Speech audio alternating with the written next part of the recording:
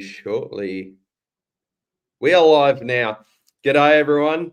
To AFL SuperCoach Throwdown Thursday live stream on Thursdays every week for your SuperCoach season. Joining me, as always, my co-host, Damo. How are we, Damo? Yeah, I'm not too bad, Steve. My SuperCoach team continues to writhe in pain, but I'm managing okay.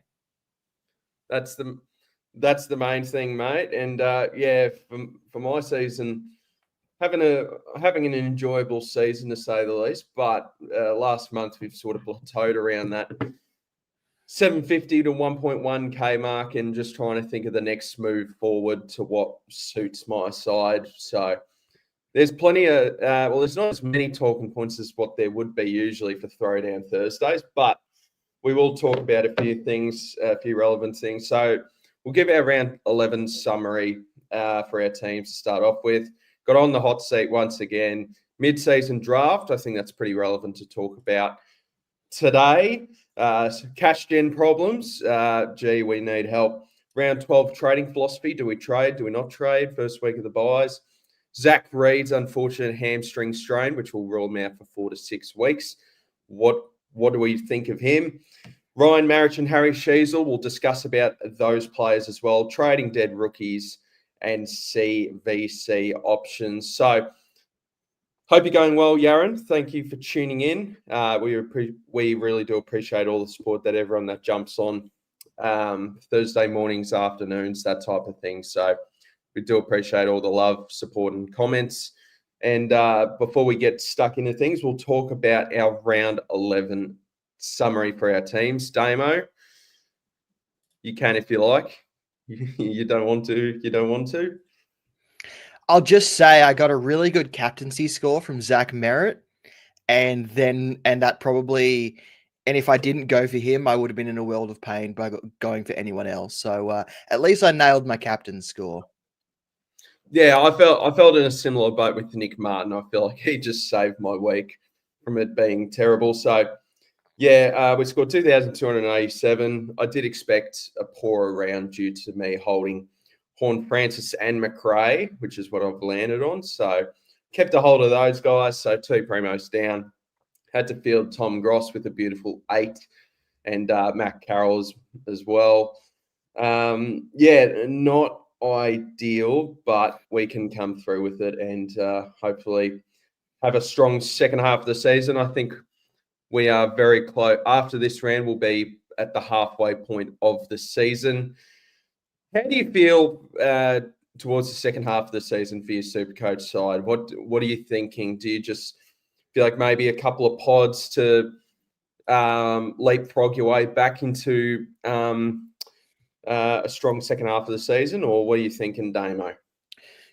Yeah, I mean, I'm kind of trying to look for some low owned, high averaging guys. So the likes of your John Nobles, your Ed Richards, those kind of guys. My plan is to possibly bring maybe one, even both of those guys in this week, but I'm trying to set my team apart because I don't want to try and chase the pack with everyone ahead of me having the same players. But I know that if it blows up in my face, it could send me all the way back down the other end. So I'm very careful about how I plan everything from here. And the bit that worries me is less than a month ago, I pretty much had a full bench of playing players, and at the moment now everyone's injured or on a bye or nowhere near playing again. So I'm also worried about when I get to a finished team or a finished team, what do I do with my bench? Do I use a couple of those remaining trades to give myself some nice DPP backups that can cover some lines for me? But I'm not entirely sure how I'm going to go with that. I want to finish my on-field team first and just hope everyone holds on. But we know that as the season wears on, players get tired, players get injured due to, repetitive running and all that sort of thing. And it's difficult. And it was already been difficult this year, and it might get more difficult in the second half because of, the tiredness, and teams will start learning they're out of contention and will start changing roles to see what can work and what can't work. And I think it will come to a point where you might need to luxury trade into guys who are probably fighting for finals rather than teams that are out of the race and might be looking at players in other positions to see what they can do in the years ahead. Yep, absolutely. And it starts to become pretty difficult because I don't recall a season quite like literally every rookie that we bring in for their third game just turns to shit. I've never seen the like where everything dies. And that's what's unfortunate about the Cooper Simpson injury, sort of our saving rookie. We sort of saw him heading into round 11, and unfortunately, very early in the game, did get that AC joint injury, and he is having surgery out for 8 to 10 weeks. But it would probably surprise me if he is out. It would surprise me if he plays again this season, AFL wise. So when it comes to this, sort of what I want to talk about with trading dead rookies, just about with Cooper Simpson. What do we do? We were discussing about this last week, where 40 to 30 trades is easy to do. 30 to 20 trades, yeah, we don't even think about it.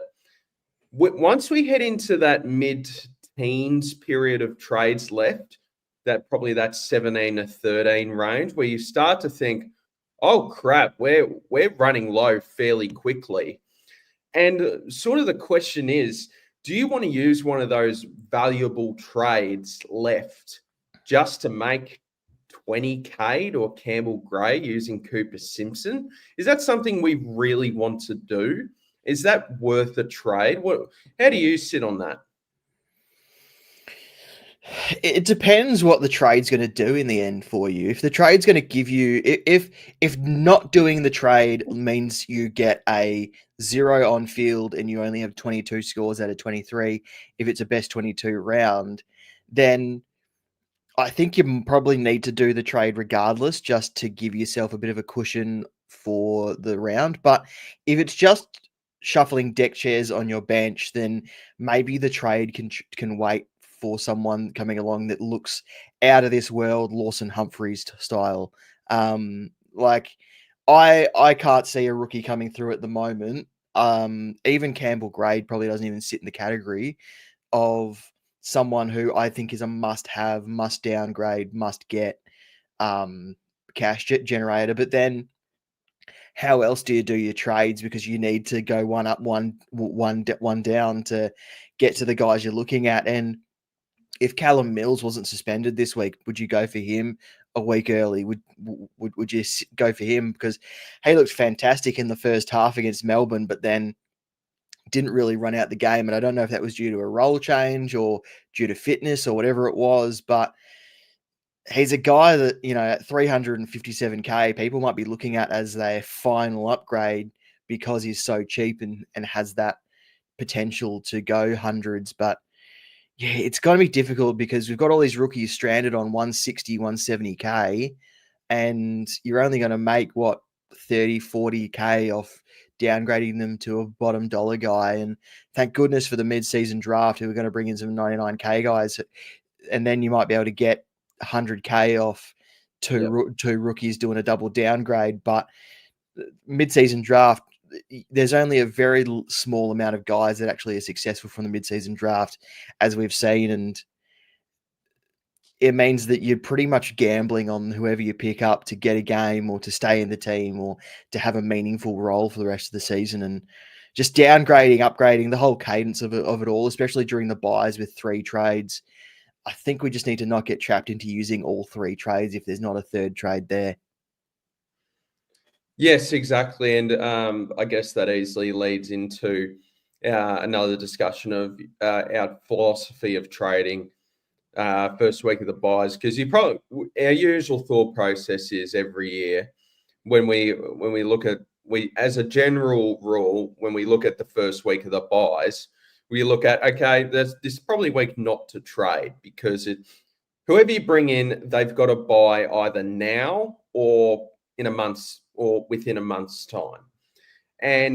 But every week the SuperCoach continues to throw curveballs at us, a Zach Reid hamstring, Ryan Marrish is a bit of a talking point. Harry Sheasel's move purely forward. There's other things as well. Do we need to jump on a Campbell Gray? Do we need to be jumping on some of these fallen primos like a Zach Merritt, a Nick Dacos, that type of thing, where you don't want to miss out on the opportunity of doing a couple of those things. So would we still think that trading this week has to be done, even though it's not ideal? As far as the injured guys go, Zach Reed, he has to go. There's no point holding him really, but I mean, if his price isn't going to move, is it? So if you don't want to trade into anyone that's going to have a buy, you can wait a week and trade into someone coming off the buy. But he's one that has to go. All your other trades, maybe Cooper Simpson can even wait a week because again, he's not going to change in price. It really comes down to what your team looks like. And if you've got 18 or 19 this week, I don't think you need to do anything. But if you have to trade to get to 18, then maybe you do make a move. It's just a matter of got to be very selective of who you bring in and what position they play in and whether you've got cover for their buy once the player you trade in is now out.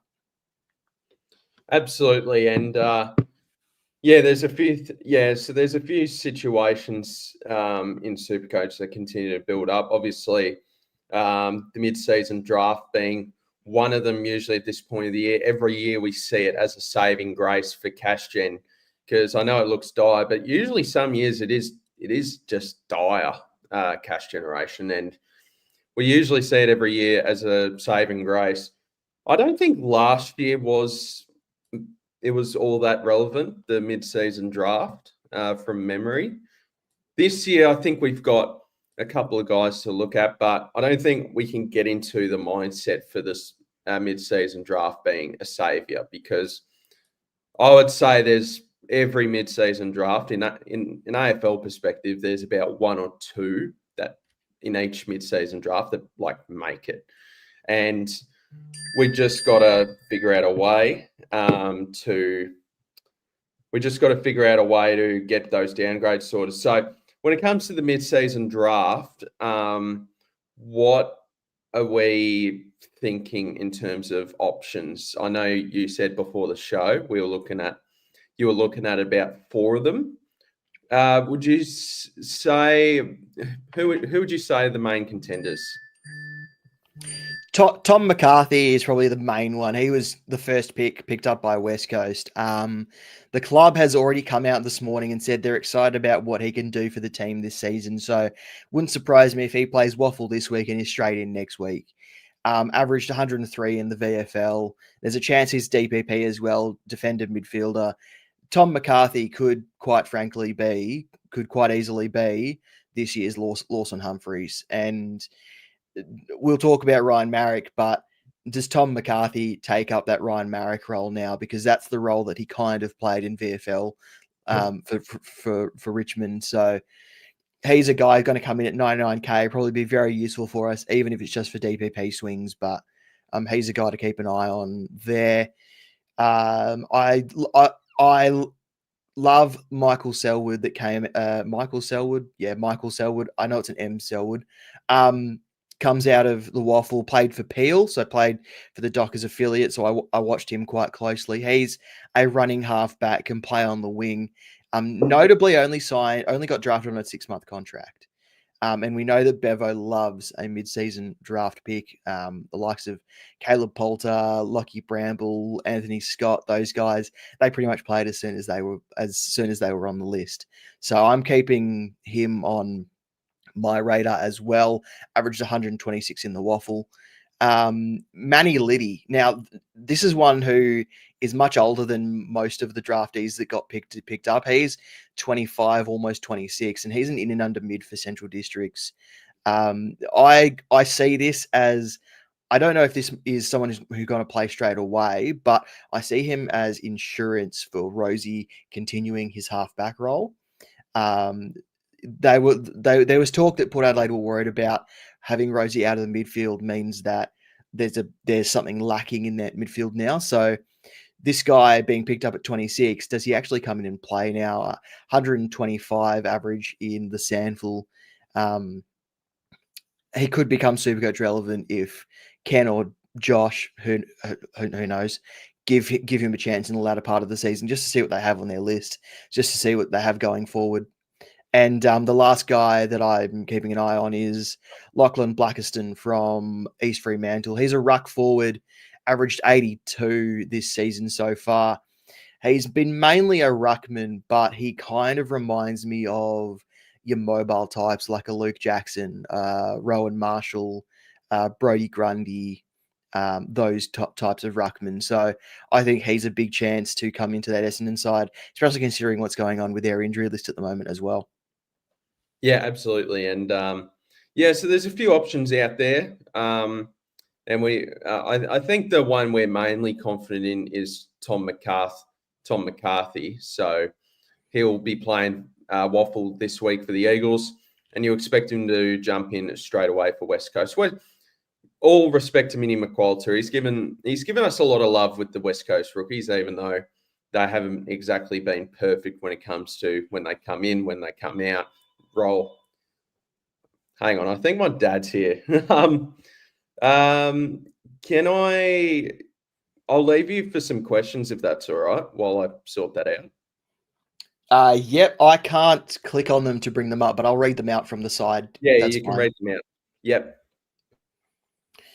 All right. G'day, Yaron. G'day, Spud Farmer. First question from the Greek Raven. Hey, guys, my scoring was 2388.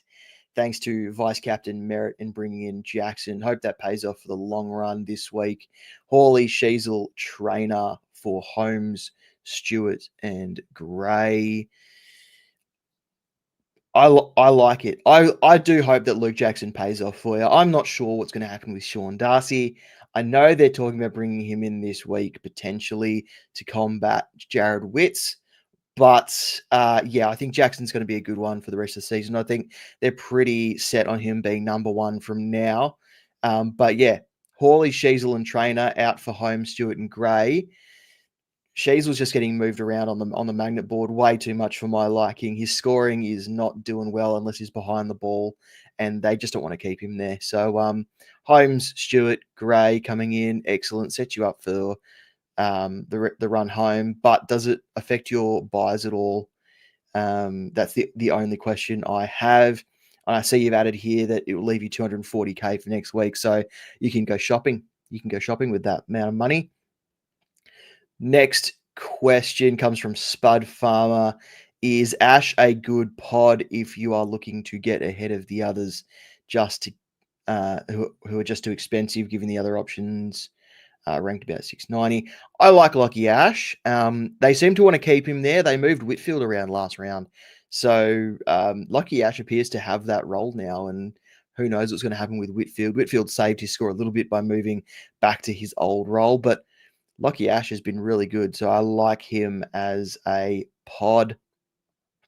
CJG. Hey guys, could I go Shannon Neal with a -33 break even coming up against West Coast this week? So desperate for money makers. I've seen the Shannon Neal one around so much, so much. My only issue is with him projected to only make 60K before he tops out. So you're trading him in, and on projections only going to make 60K, and that could be in a couple of weeks' time. I don't know if he'll score only 60 against West Coast, but he is a key position guys. We have seen key position guys go missing before. I don't love it as a cash grab. I think there's other guys around that will come along. But in saying that, he has got job security. So at worst, you've got a guy who can keep the seat warm just for a little while, even if it's not for money making in the end. Next question is Tom Green or Zach Merritt? I like Zach Merritt more than Tom Green at the moment, but run home, they both have lots of tag risks coming up. Yeah, I think Zach. Yeah, I think Zach Merritt as well. Next one from James P. Rankin or Oliver? Rankin. Rankin. I love Clayton Oliver's role at the moment. I think he could be back if he continues that role moving forward. But I like Rankin better because he's more likely to be a top forward, whereas Oliver is not likely to be a top mid. And SC76 says, be careful with Oliver because his scoring is likely to change when Viney returns as well. So, yes, I completely agree with that. But Oliver's been doing well, and hopefully that can translate into some better scores moving forward, even with Viney returning. Netty Boy, Whitfield, or Merritt? Oof. Merritt. I I said if you to ask me, Spud. yeah, I said to Spud Farmer earlier that Whitfield is the one that's being moved. Ash is staying in the role. So yeah, I think Merritt's the safer one. But in saying that as well, Merritt has tag risks coming up towards the back end of the season, and we also don't know what's going to happen with Essendon, what they're going to do with that team moving forward, whether they go into a bit of hibernation and work out what list they've got, or if they're going to really try and make a run for it, regardless of their injury and team situation. So I like Merritt more at the moment, but if you ask me in a month's time, I might say Whitfield to the same question. yeah, I think if you asked me this last week, I probably would have said Whitfield, but with that role change, that's given me a little bit of scariness regarding the Lockie Whitfield pick. So at the minute, I'd go Merritt, and I'm very tempted to grab him tonight. I'll just do the logistics of that, but yeah, Merritt's very interesting. Whitfield, I'll tell you what, Lockie Ash will be the biggest pot of all time if this Whitfield role stays. I mean, they moved Whitfield back behind the ball, Yeah, so I think it was just an experiment just to see what could happen, and it didn't work. I think they can safely say it didn't really work. yeah, agree. James P says, no, I think Viney hurts Pickett more. The way Pickett's been working in that midfield, there's no way they can get rid of that. Can Freo give up enough to get him at the minute? I think Freo won't go after him unless he requests it, because it's very hard to go for a contracted player. Yeah, agree. James P. Melbourne's travel over the next few weeks worries me as well. Adelaide have a nice run of home games with not a lot of travel. That's the thing. And I'll tell you what, I think this is the first season ever where, no, last year I did it towards the back end. I think where I think a lot of coaches just looking at fixtures a lot more than previous seasons due to the return of so many taggers in the game now. So it's all the key is just trying to trade into players with maybe a double up of Richmond or a double up of West Coast for the remainder of the season. That's why I'm very, very interested in like a Max Holmes, or I think all the attention will go to Smith, and Holmes can run free. He's got Richmond twice, and I think it's Richmond. Yeah, Richmond twice, and then West Coast this week. So it's very interesting. Also, Sardis to sub tonight for those that are interested. I wish I could say I was surprised by that. I'm not surprised at all. Yeah, no.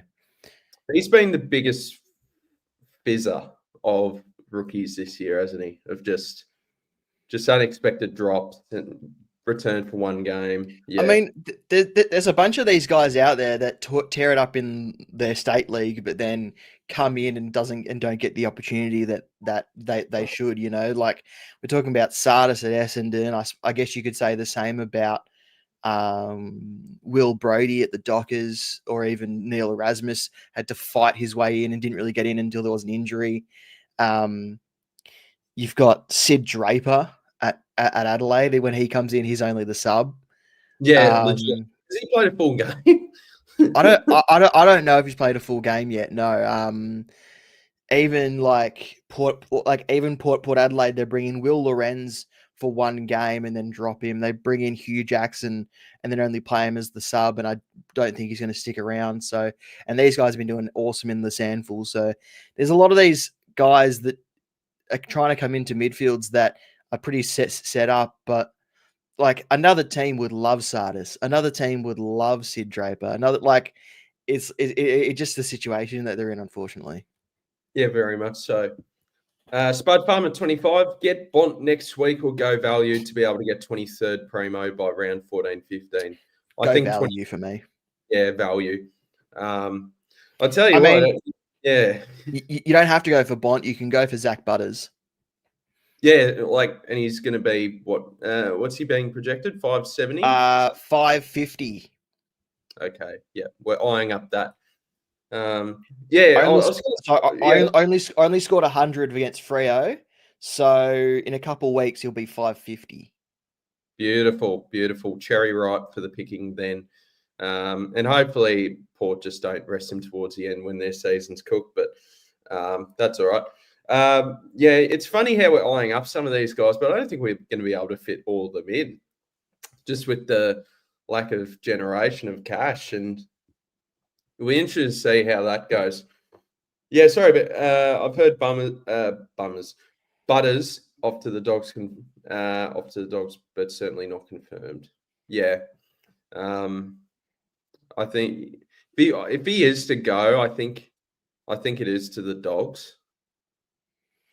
I don't know where he fits in the Dogs. He might return to being a small forward at the Dogs, which would which would be awful. Well, might be good. Might be good for him, but awful for SuperCoach. It would be awful for SuperCoach. Yeah, sorry about that, Damo. We'll head back to the run sheet. Keep sending in your questions, guys. We're happy to answer them. Sorry I didn't answer a few of them there. Well, what else are we talking about? Let's talk about Ryan Marich and Harry Sheasel regarding what's going on with Harry Sheasel's role. And then Ryan Marich is his time up as a player. So how do you feel on them? Do you feel like the time to trade either of them is now, or what do you think? Well, North Melbourne's on the bye this week, so if you're gonna tap out of Harry Sheasel, now's probably the time to do it. It's just a matter of who you go to, and he's only really scoring well when he's behind the ball, which is the most. And they don't want to keep him there, and that's probably the most alarming part of Sheasel's role. I mean, he even scores better when he's on ball in the midfield, but even then, it's still not what you paid for. And we paid $630K for this guy.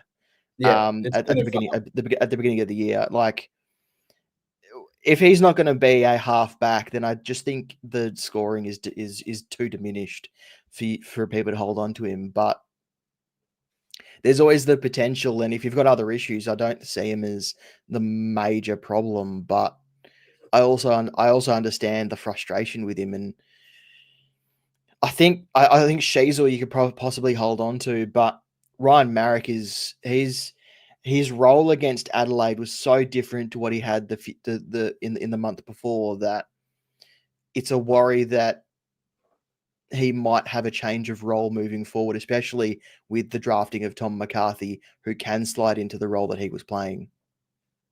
Yeah, and I think the thing with Marich as well is he might go back to that half-back role, which is all well and good, but sounds like they might plan to bring Tom McCarthy in the following week. And then what if that role changes there? And then 3 weeks later, when he's at his bye, or two or 3 weeks later, when he's at his bye, he's probably not as highly priced as what he was as of right now. So it's a tricky situation with Marich. I think I am open to the idea of moving Marich because this week, just because he's at his. I know he was 18K more expensive last week, but no one was moving him on then. He's probably at his highest point to where if you're worried about him for the long term and you don't see him as a keeper, probably best to move off now. 483K, that goes a long way before you're too late on the boat if he's moved forward, whatever the case may be. Where I think with Harry Sheasel, like there's just nothing creative we can do with that money. I feel like is there anyone much better than what Harry Sheasel can do under that price tag? And is it much of a cash generation gain?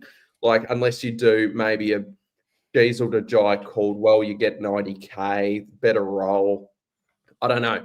But if you do want to move on Harry Sheasel, I think it is this week. Like, there's literally no point getting rid of him next week. He's got West Coast next week as well, so that is a positive matchup for him to turn it around. And I don't blame Clarko for playing Sheasel in this type of role because it was drafted as a half forward. And this is, I know North Melbourne aren't winning many games, but these are the situations he needs to be in to grow as a player. And I don't think getting 35 touches off half back is going to help that development of getting him to know winning situations. And I know I'm sounding a lot like Kane Corns at the minute, but I think it's fine to put him in this role. So, if he was like 590K and he was moved in this role now, I think I'm like, okay, I'm a lot more open to that. There's more things to do with that money, but 516K is just like, I'm fairly certain that's his lowest price of the season. Yeah, I'm just having a look now. So he was behind the ball against Port, Essendon, and Brisbane, then moved forward again against Richmond and Collingwood, and he hasn't cracked 80 in either of those two games. So that's a massive worry for me, because even in that role, because when he was in that role earlier in the season, he was at least scraping 85s ish. Like. Yeah, but that was because he was getting more CBAs as well. Yeah, if I'm trading this week, he is in my plans to get rid of now. Yeah.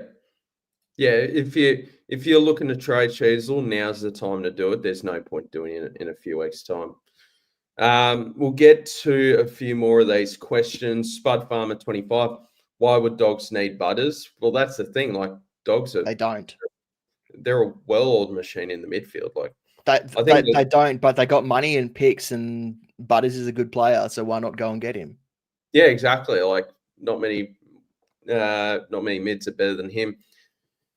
G-Bags, hope you're going well, mate. Hey, fellas, thoughts on whether I should move Sardell Hawley to Angus Clark this week, or should I move Marich to Jake Lloyd or Rao? Next week. Do El Hawley to Clark next week. Yeah. Move Marich to Jake Lloyd or Rao. No. I like Rao better than Jake Lloyd. What's going on with Jake Lloyd? What am I missing? Jake Lloyd's come out of nowhere.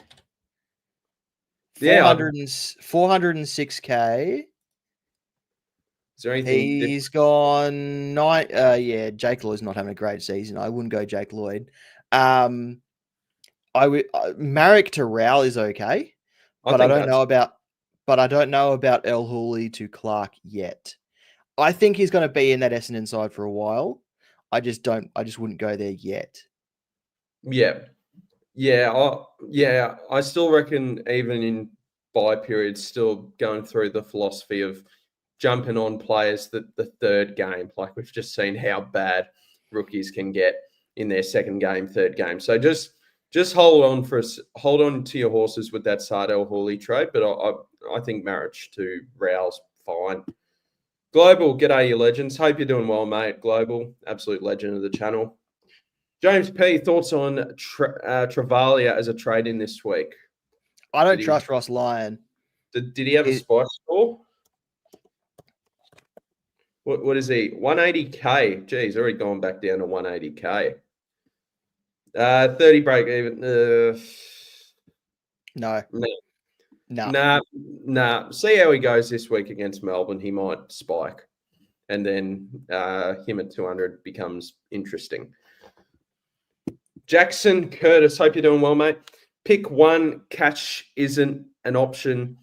Anderson or Touk.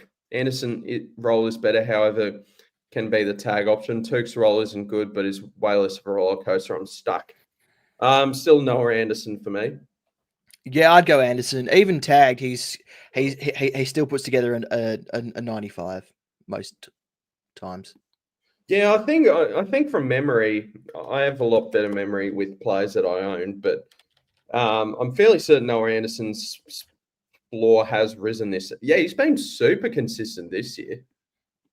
95's his worst score. 89 against Sydney. So yeah, massively consistent.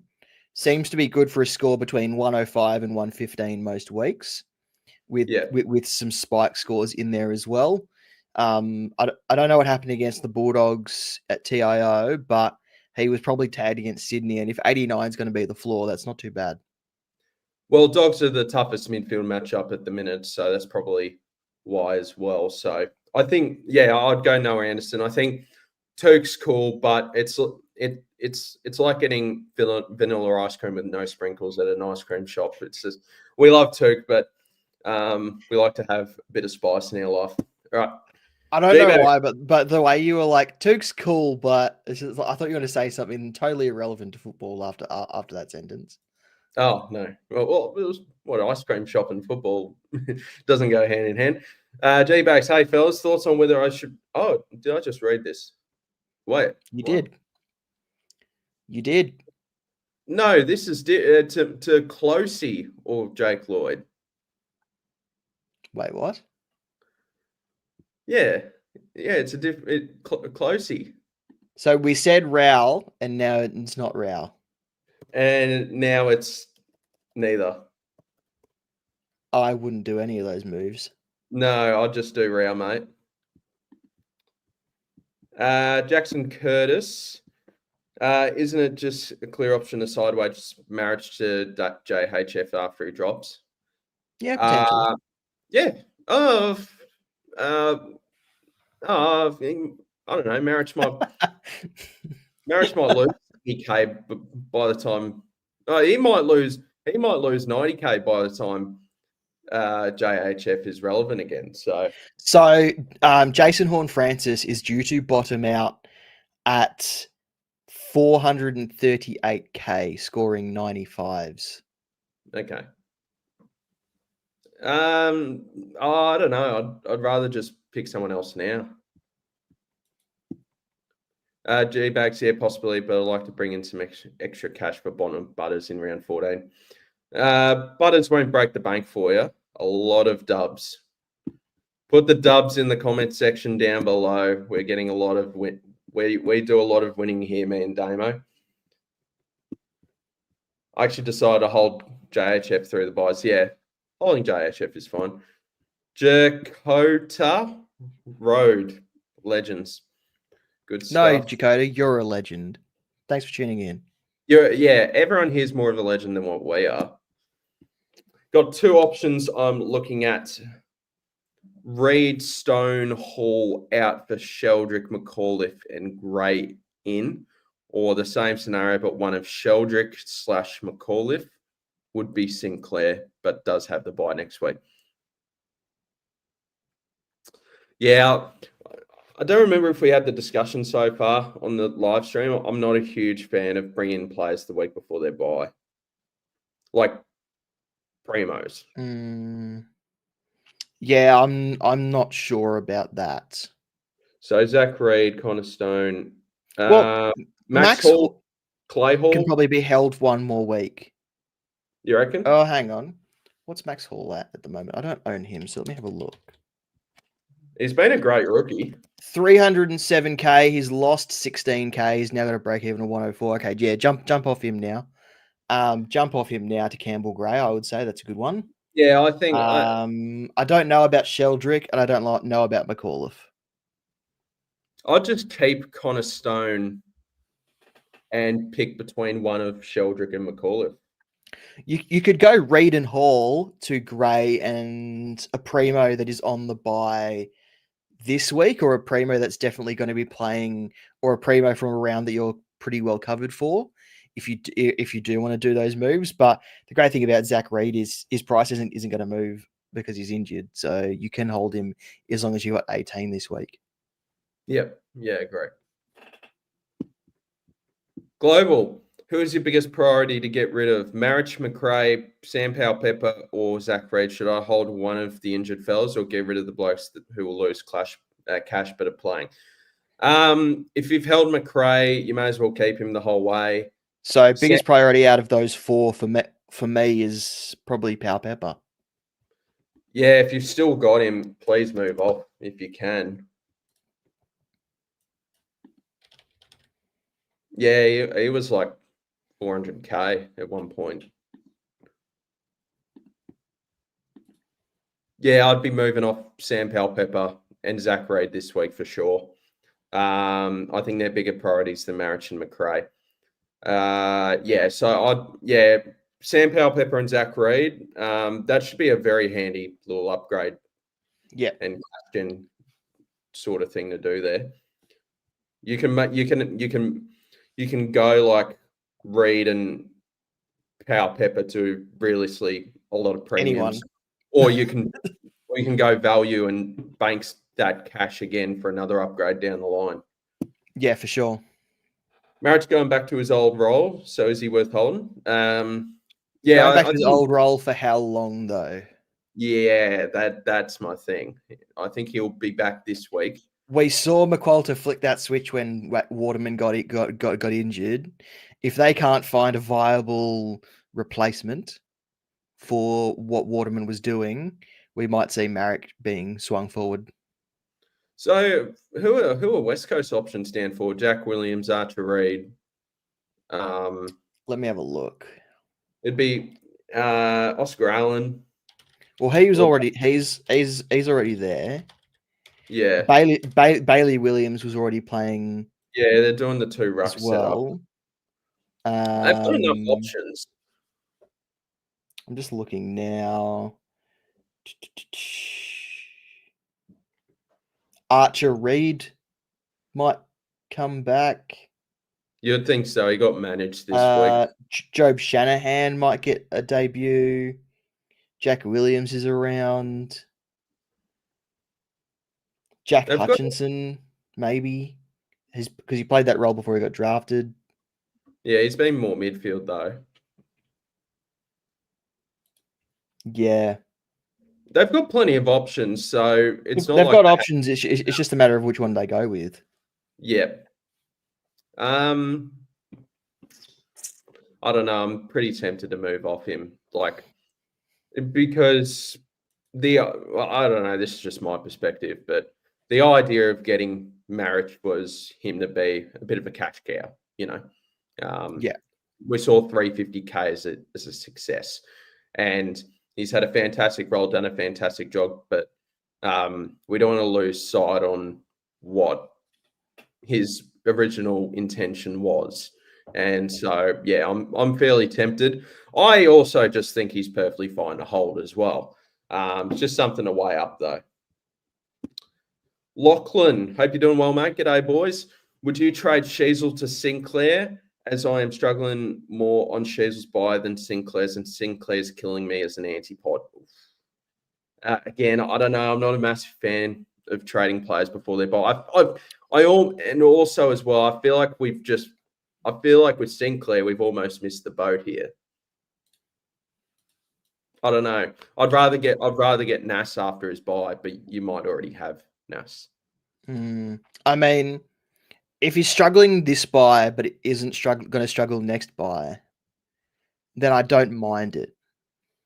Yeah, but you're paying an extra 60K to go from Sheasel to Sinclair when there are guys like Jordan Clark who's only a 20K jump, or Luke Ryan who actually saves you 8K, and then you got Nas who's pretty much the same price.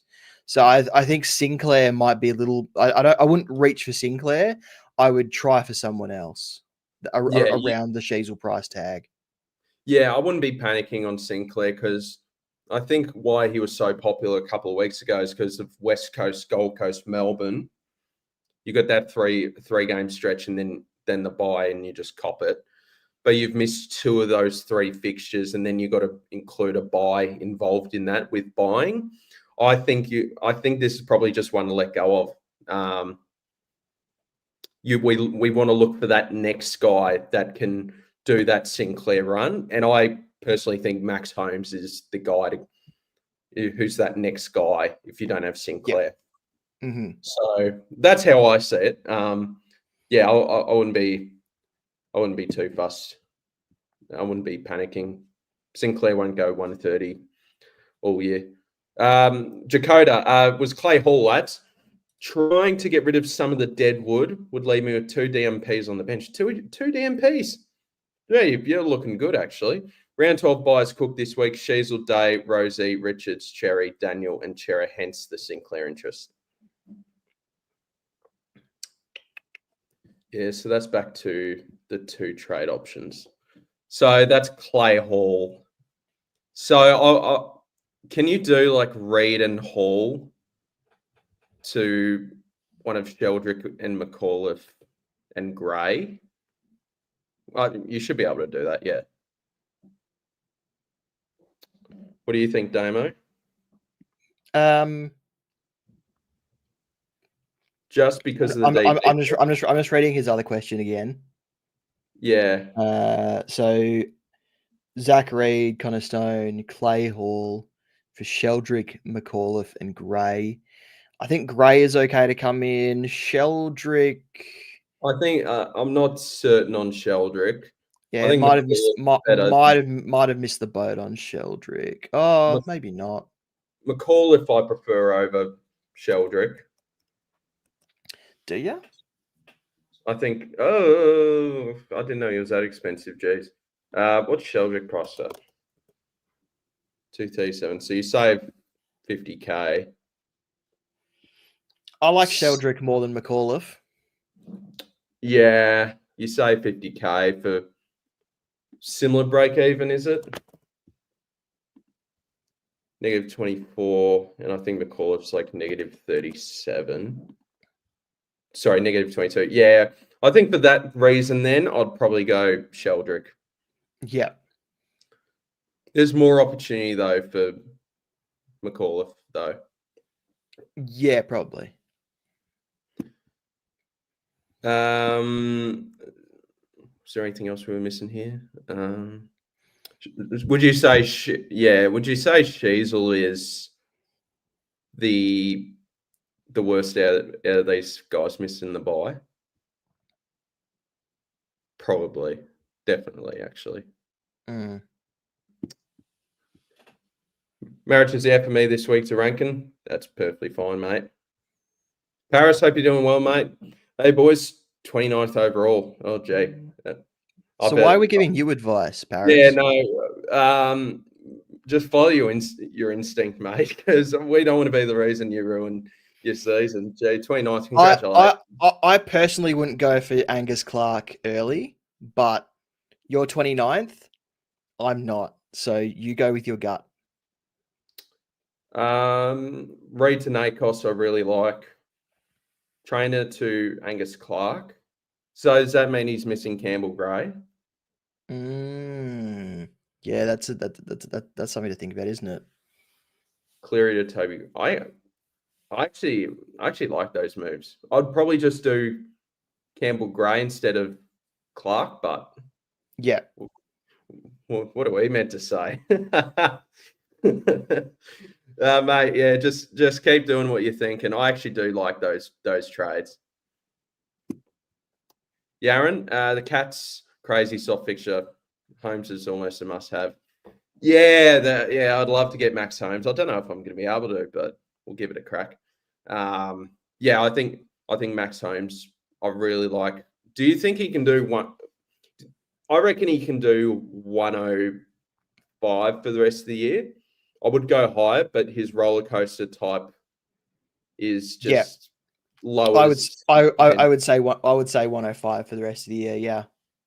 Yeah, I think he can do 105. There'll be some big spikes and a couple of down games. That's just how he goes. But yeah, I highly recommend Max Holmes. Lockie, thanks, boys. Yeah, I like the point you guys made. My defense is Zorko, Whitfield, Clark, Sheasel, Reed, Bice, currently before trades with 42k in the bank. What do you boys recommend? Get off Bice. Get off Bice. Get off Bice? Get off Bice. Is this break even lower? It's 84, but he's lost 30k in 3 weeks. Yeah. I would get off before it gets any worse. So you could, what was his question above? So he could do like Reed and He could Bice too. he And could trade out those last three names, Sheasel, Reed, and Bice, and get two Primos and Campbell Gray. well, I was just thinking Reed and Bice to a Primo and Campbell Gray. Yeah, that leaves him with a bit of cash in the bank too. Yeah. I'd probably look at doing something like that. I'm missing Gray to a forward green. What is Angus Clark 113k? 113. Oh, okay. So you don't have a it's- lot of cash left over after this move. Well, yeah. So he's 6k short of Campbell Gray. I'd still do that. Yeah, do it anyway. I mean, you're 29th. Frankie, hope you're doing well, mate. Reed, trainer to Holmes Gray, 307k left for Bont next week. Oh, gee. Love it. Use that cash in the bank nicely because not many people are like this. So use that wisely. Yeah, I love it. Yeah, he finds us funny. That's the first ever laugh reaction we've ever gotten on this live stream, Damo. He's 29th. I don't know what that. I don't know what that message is about. Yeah. I like The Big Friendly Giant. Good book. Vela Magic, hope you're doing well, mate. Reed Bice and El Hawley to Dacos, Nass, and Gray with 93k left over. Thoughts? Yeah, once again, the only negative would be that Nass has the bye next week, but Nass should go well this week. Yeah, these are great trades actually. Yep. Yeah, I like it. 93k left. Yep, beautiful. Lock that in. We approve. Ivor B. Damo, great summary of the MSD picks. Good job, Damo. Thanks, guys. Thankfully, you did your research because all I heard was Archer May and Tom McCarthy, and then one of the Essendon ruck they picked up looked like Tyler Hero with the braids. Are we missing anything on the run sheet? Captains.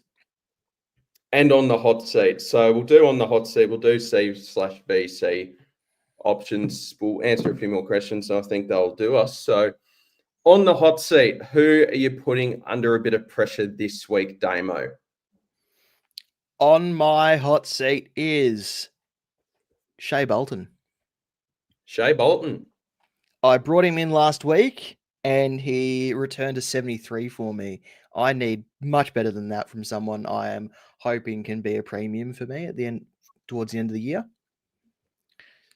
Because I'm not moving him on again. I'm not trading him out.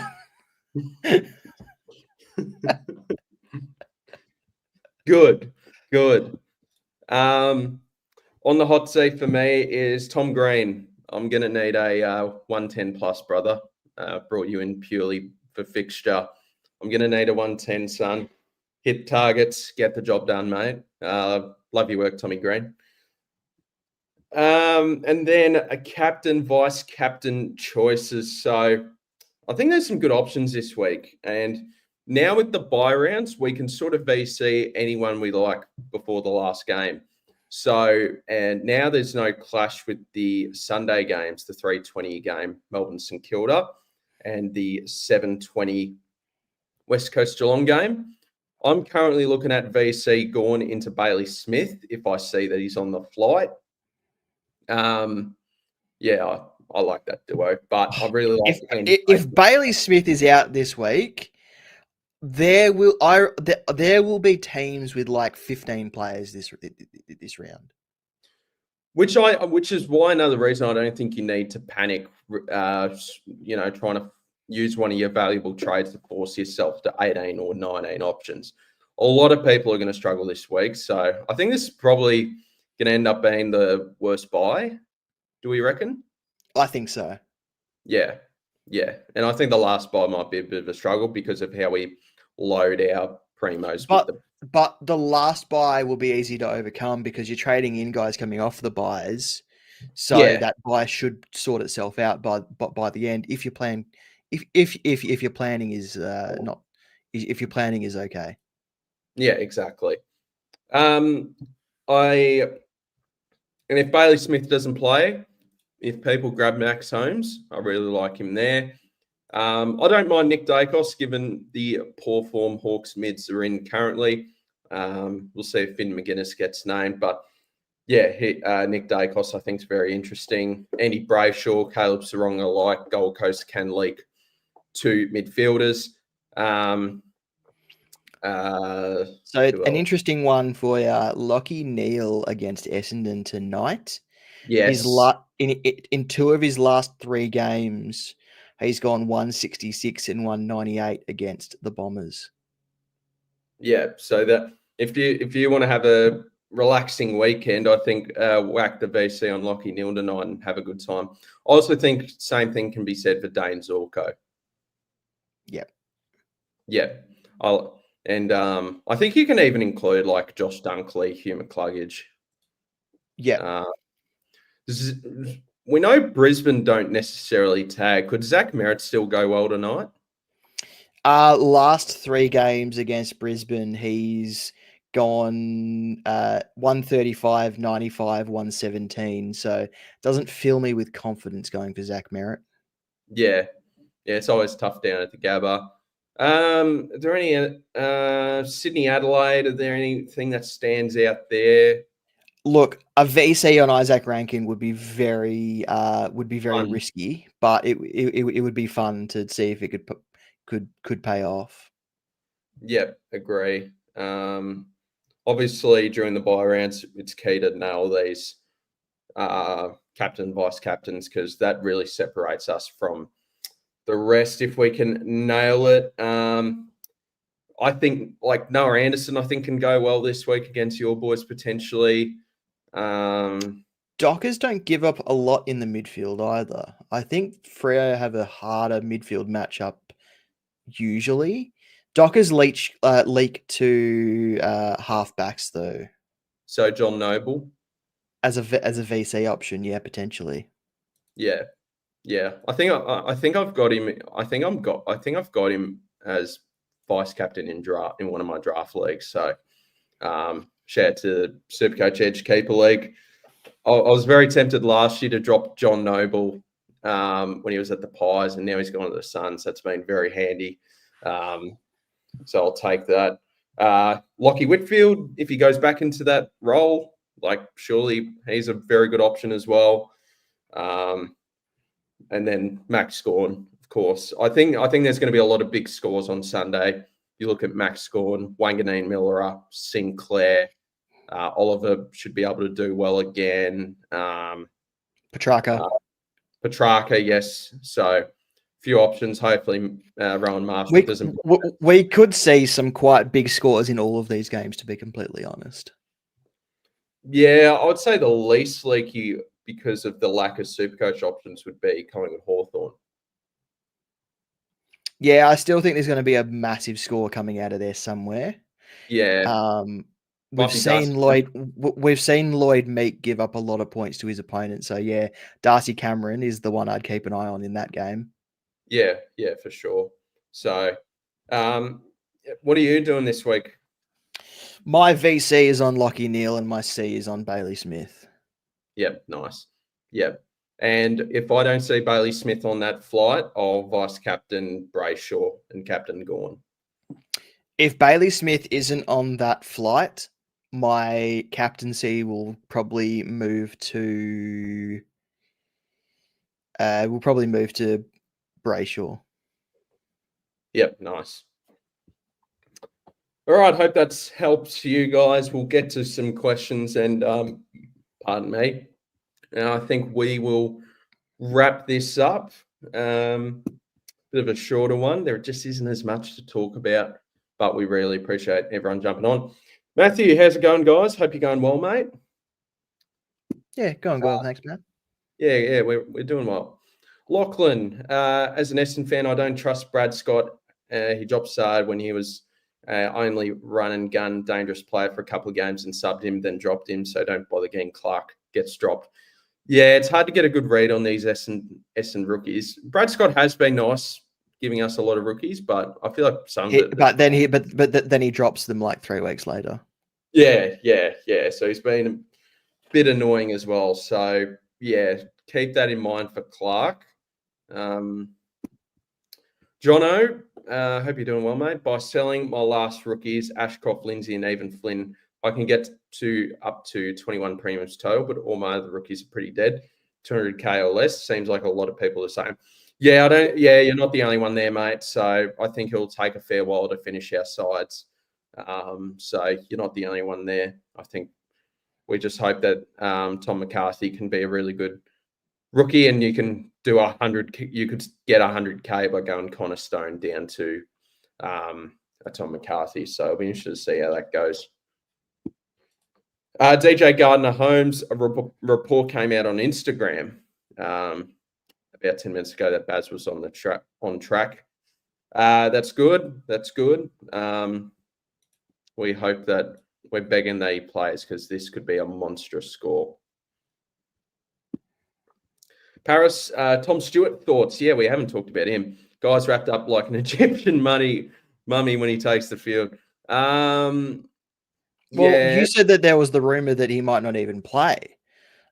Yeah, so I don't trust Chris Scott. I don't trust Geelong. I don't trust Geelong's injury list.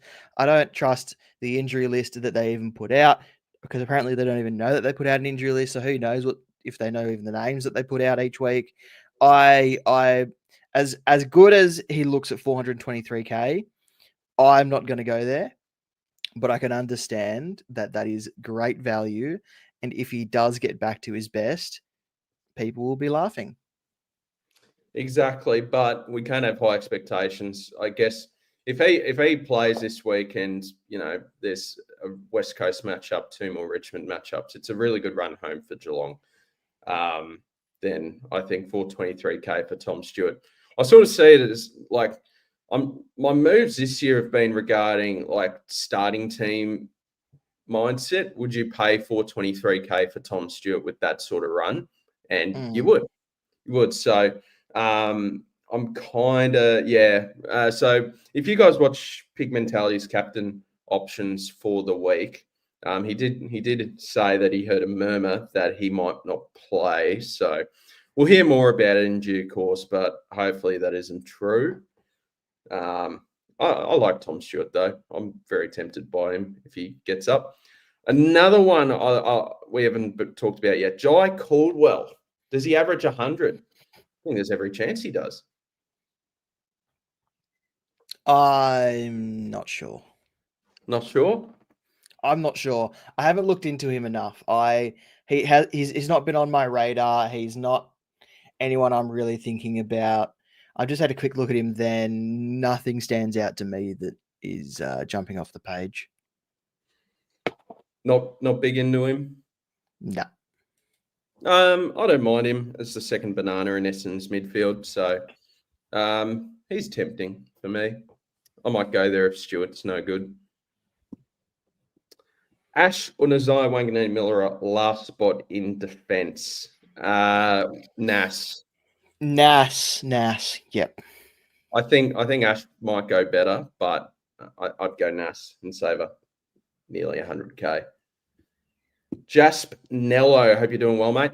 Thoughts on Witt? Seems like a really good run home for the ruck. Yes, I haven't seen this. Under 500k. I looked at him earlier because I was having a look at a few things for mailbags, traffic lights that come out later today. So 490k comes up against Freo, Geelong, Giants, Melbourne. So that's not a good one. But Essendon, then Collingwood, then Adelaide, then Brisbane, then Richmond. Then he's got a great run to end the season. He does. It's really only Melbourne that's the one standing in his way. Yeah, that's the one tough. And maybe Freo this week. And Adelaide? Riley O'Brien. Oh, yeah, Riley O'Brien. But I don't know. Riley O'Brien might get rested. He might get dropped by then. Who knows? Yeah, the return of Kieran Strachan. No, Strawn's out for the year. It'll be the return of Lockie McAndrew. Oh, Lockie McAndrew, even better. That might turn into a green matchup soon. Not for me, but I don't mind it. Not for me. Yeah, I don't mind it. Go there if you like. Jay, how's it going, lads? Hope you're doing well, mate. Dawson's inside mid run and Josh Dacos's half back run are both good. Do you think Dawson is worth paying the extra 50K, or is moving Sinclair into the midfield and taking Dacos the bit of play?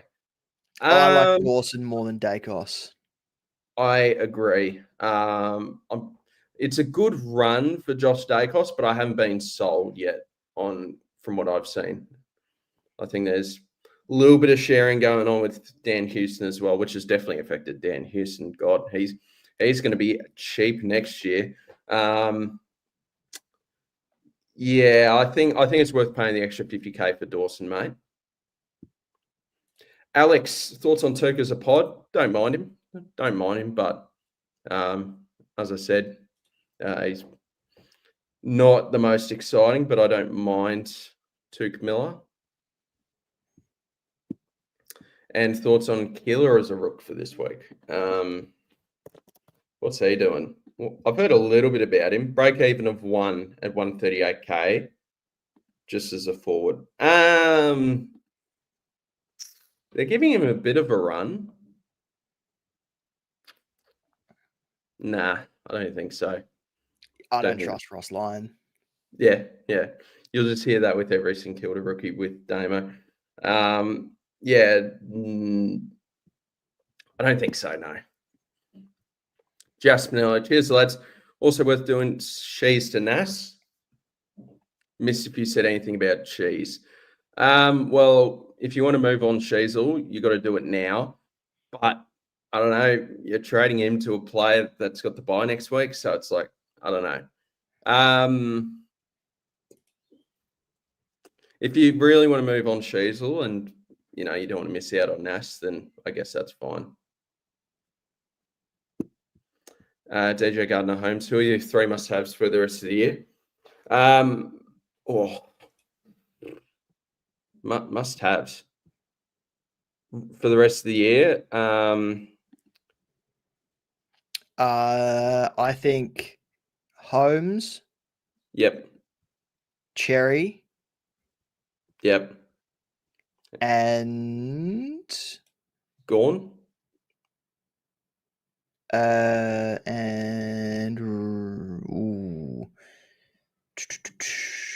It's probably a toss-up between.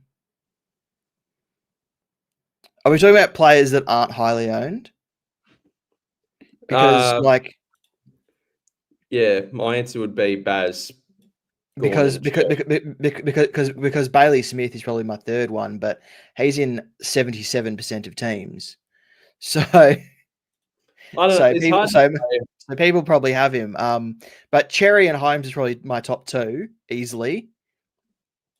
And then as for the 3rd one, probably Dacos at his price. It might be one of the Freo boys, to be honest. Brayshaw, Sarong, because they are at Optus Stadium for 4 of their next 6, and then only like their last 2 games are probably the hardest out of their next 10. Yeah. Yeah, so Brayshaw's going to start coming down soon as well. Yeah, so maybe Sarong or Brayshaw is number 3, but yeah, I'm not sure. Holmes and Cherry are head and shoulders among anyone else, to be honest. Yeah, agree. Keeler playing defense now with Dougal Howard out, I'm pretty sure. Yeah, so he's got that sorted. I think if he I think just see, so he scored a 67. Scored a 4. So he's still got that 14 in his cycle. That's why the break even's not low. I think it's fine to just wait and see how he goes against Melbourne, and then maybe try to grab him in 14 against the Dogs. I think that's what I'll do. Paris, I don't think Holmes is a must-have. He will go big this week, but can drop 60 on a whim. Yeah, that's the Max Holmes experience. So that's why I think he's probably 105 average for the rest of the year, because if he was consistent, probably 110 average with that run, but he can drop a stinker. So just expect a little bit of a roller coaster, bit of a Bailey Dale vibe with Max Holmes and how he goes. So I think we'll wrap it up there, Damo. Just for all of the Luke Jackson owners out there, according to Footy Rhino Ryan Daniels on Twitter, Sean Darcy will be named for the Freo Dockers. Oh, really? And I'm assuming that's a matchup for Jared Witts. I don't know if they're going to persist with that for beyond this week, but they're certainly going to play him this week. Ugh. Okay, so Yep. If that's true, yeah, then Jackson picked dead once again. I'm not happy. Jackson should be number one. Yeah. I think the two ruck experiments. If the Dockers are going to move on anyone at the end of the year, well, guess what? Jackson, you're signed. You got to stick around. Darcy, you can't stay fit. We'll see if someone else wants you. Yeah, spot on. Yeah, wouldn't you guys rather just keep him on ice for the rest of the years, just to make sure that there's no implication? He's got to have some trade value. Yeah, true. He's at his lowest trade value of all time. Just put out a few good performances and you'll be right. Look, we'll wrap up the stream there, guys. Thank you all for tuning in. Thank you for all your comments. We really do appreciate it. We love everyone's work here. So me and Damo signing out. Thank you all. Best of luck for round 12, and we'll see you for Thursday. See you guys. See you next week. See ya.